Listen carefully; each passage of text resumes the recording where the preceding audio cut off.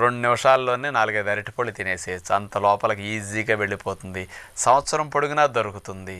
మరి అతి తక్కువ ఖర్చులో లభించే పండు అంటే అరటి పండే. దీనికంటే చీప్ అండ్ బెస్ట్ ఇంకేమీ లేవని చెప్పచ్చు. కాబట్టి ఈ అరటి పండుని ఎవరెవరు ఎక్కువ తినొచ్చు, ఎవరు తక్కువ తినొచ్చు, పెరుగన్నంలో ఎవరు వాడచ్చు, ఎవరు వాడకూడదు, ఈ విషయం ఆలోచిస్తే పెరుగన్నంలోనే పూర్వం రోజులు అరటిపండు ఎందుకు తినేవారో మీకు ఒక రీజన్ తెలియాలి. ఇక్కడ పూర్వం రోజుల్లో కష్టపడి పనిచేసుకునే రోజులు. 3 పూట్ల ఆహారం తినేవారు, ఉదయం, మధ్యాహ్నం, సాయంకాలం. ప్రధాన ఆహారం అన్నం. కష్టపడి పనిచేసేవారికి ఎక్కువ శక్తి కావాలి. ఎక్కువ శక్తినిచ్చే ఆహారం ఆ రోజుల్లో ఇక ఇడ్లీలు, టిఫిన్లు, జావలు ఏమీ లేవు కదా, పండ్లు కూడా దొరకని రోజులు. అందుకని 3 పూట్ల అన్నం తినేవారు. ఏ పని చేసుకునేవారైనా 3 పూట్ల అన్నం తినటమే.